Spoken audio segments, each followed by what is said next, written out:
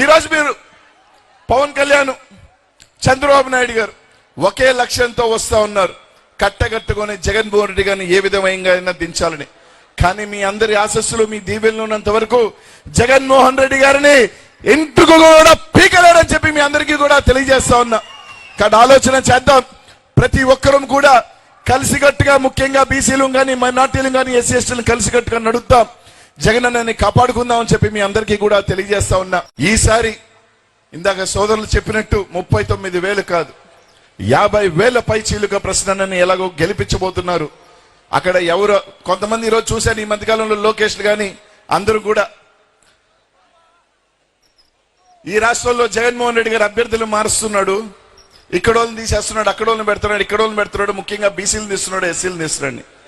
ఆ పప్పుకి, ఆ పప్పు అబ్బకి, ఆ అబ్బకి సపోర్ట్ ఉన్న దత్తకి చెప్తా ఉన్నాం, అయ్యా జగన్మోహన్ రెడ్డి గారు ఖచ్చితంగా ఎక్కడైనా ఎవరైనా రాజకీయాలలో మేము కానీ ఎవరైనా పొరపాట్లు జరిగితే, పొరపాట్లు చేస్తే, ప్రజలకి మా ద్వారా ఏమైనా ఇబ్బంది కలిగితే ఖచ్చితంగా మార్చాల్సిన బాధ్యత, మార్చి మళ్ళీ ముఖ్యమంత్రి అంటే ప్రజలకి మంచి చేయాల్సిన బాధ్యత మా ముఖ్యమంత్రి. మాకు పనికిరాని వాళ్ళు చేర్చుకున్న వీళ్ళెంత పనికి మాలలో ఒకసారి ఆలోచన చేయాల్సిన ఎంత అవసరం ఉందని చెప్పి తెలియజేస్తున్నా.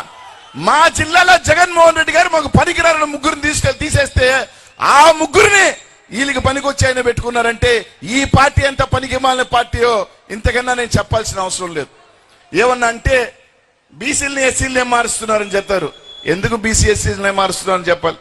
చాలా ప్రాంతాల్లో రెడ్లు మార్చున్నారు, కాపులు మార్చున్నారు.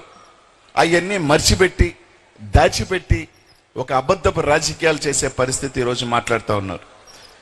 ఈరోజు ఈ జిల్లాలో ఒక మత్స్యకారుని ప్రసన్న దగ్గరుండి జిల్లా పరిషత్ వైస్ చైర్మన్ ఇచ్చిన చరిత్ర ఈ నియోజకవర్గం నుంచి ప్రసన్న వల్లే వచ్చిందని మొట్టమొదటిసారి అని చెప్పి ఈరోజు మీ అందరికీ కూడా తెలియజేస్తా ఉన్నా.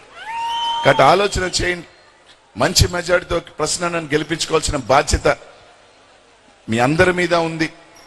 ఏ చిన్న అశ్రద్ధ వద్దు, అందరం కలిసిగట్టుగా పనిచేస్తాం.